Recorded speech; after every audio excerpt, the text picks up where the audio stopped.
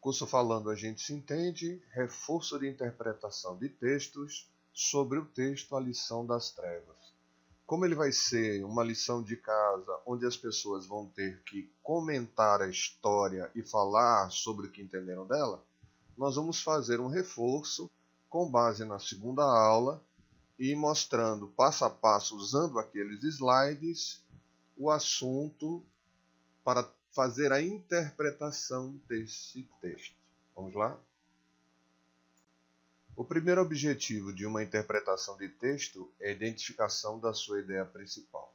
A gente tem que ler o texto, se familiarizar com ele, e depois a gente vai começar a ver o que o autor quer dizer, qual a ideia principal. E também existem ideias secundárias ou fundamentações que nós podemos explorar, desde que a gente faça uma boa interpretação de texto. Vamos tentar seguir a sequência. Primeiro, leitura. Leia sempre com calma, de forma que ao terminar você lembre do que se trata. Segundo, identificar.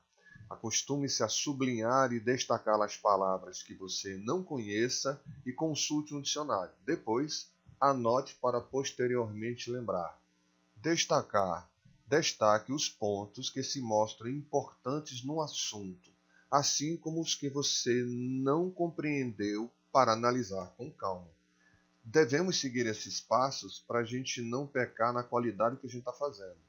Então vamos prestar atenção, seguir essa sequência que vai ficar fácil. Comentar. Acrescente comentários sobre o que você concluiu dos pontos destacados. O que o autor queria dizer. Com esses comentários vai se ficar fácil para a gente fazer o resumo. A gente vai usar as ideias principais do texto e vamos contar a história com nossas palavras. É com isso que a gente vai trabalhar a história quando a gente for falar com ela em público. Como nós já temos o texto, vamos direto para a parte de identificar as palavras que a gente não conhece. Eu selecionei algumas, você pode selecionar as suas. Então selecionei duestos, baldões, malta, acalmia, empreiteiro, porque aqui eu quero saber em que sentido ele quis dizer e usar a palavra empreiteiro, deferência e meneou, de novo, para saber com que sentido ele quis dizer e usar aquela palavra dentro da frase. Para isso a gente vai achar o significado e como ele quis usá-la. Doestos. Ação ou efeito de doestar, insultar. Ação de acusar desenrosamente alguém, injúria ou insulto. Deferência é um acatamento, uma atenção, uma condescendência, consideração, respeito. Malta. Grupo de pessoas de baixa condição, gente vagabunda, desconhecida, má aparência, grupo de malandros, súcia, bando, caterva, grupo, multidão. Aí você tem a calmia, período de repouso que no estado febril se segue ao do calor e da vivacidade das ideias. Chusma, multidão de pessoas, grande número de coisas, quantidade. Empreiteiro, o que ajusta a obra de empreitada, o que manda fazer por sua conta obra que tomou de empreitada. Baldões, contratempo, desventura, trabalho frustrado, impropério, obrópio. E meneou, mover de um lado para o outro, mover o corpo ou partir dele, manejar. Aqui nós vamos destacar as ideias principais, lembrando que pode variar um pouco de um para o outro, dependendo de que esteja lendo, talvez ele entenda de forma diferente e mude um pouco essas questões. Então, lembrando, esta é minha interpretação do texto. Você vai ter que fazer a sua. Então, leia com o texto, veja o que a pessoa quer dizer, o que o autor queria falar, para você poder realmente fazer essa interpretação com calma. Não se baseie só no que eu estou colocando, mas naquilo que você entendeu que o texto quer passar. Isso é muito importante. Confiar na sua própria interpretação Né? Se você pode até fazer o seguinte, você primeiro faça a sua interpretação, depois você continue a assistir essa aula de reforço. Vamos aos comentários. No Vale das Trevas, delirava a legião dos espíritos infelizes. Rixas, obscenidade, doestos, baldões. Planejavam-se assaltos, maquinavam-se crimes. O autor descreve e qualifica o ambiente e a multidão onde palavrões, crimes, acusações e todo tipo de desequilíbrio se apresenta. Ali ele faz uma ideia inicial de quão duro é o ambiente, de como se organiza. O espírito benfeitor, ele penetra a caverna, apaziguando e abençoando aqui, abraçando um desventurado, apartando-o da malta, de modo a entregá-lo mais tarde a equipes de socorro. Fala aí da intervenção da espiritualidade maior, que vai a lugares desse tipo para amparar e socorrer aqueles que se mostram em condições.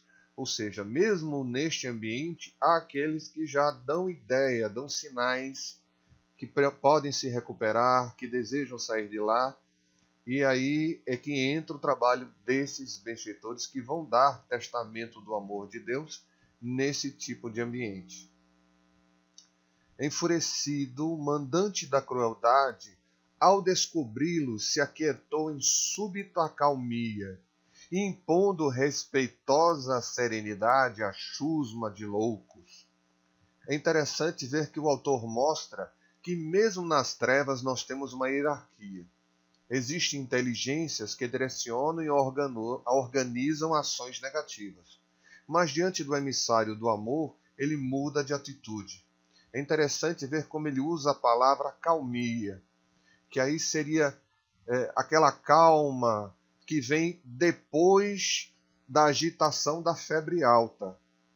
Então a pessoa está agitada, está naquele frenesi, e isso vai caindo e ele se acalma. Ele dá uma ideia bem clara de como foi que isso aconteceu. É muito interessante. Pareceu sensibilizar-se, meneou tristemente a cabeça e explicou: em verdade, és bom e amparaste a minha vida, mas não me ensinaste a viver.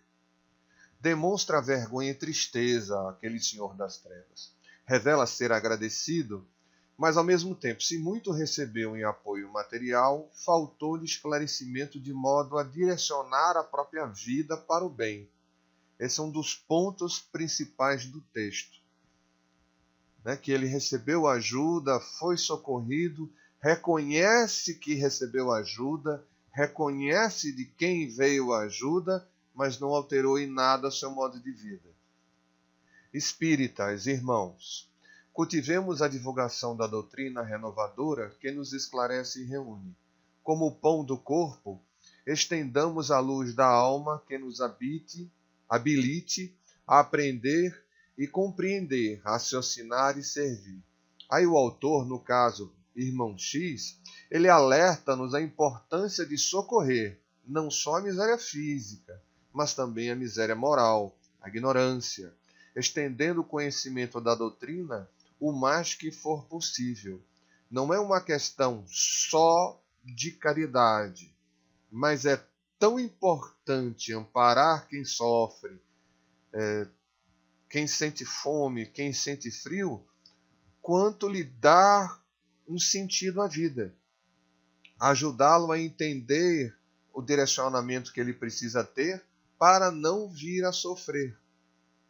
Isso é tão importante quanto o pão que mata a fome.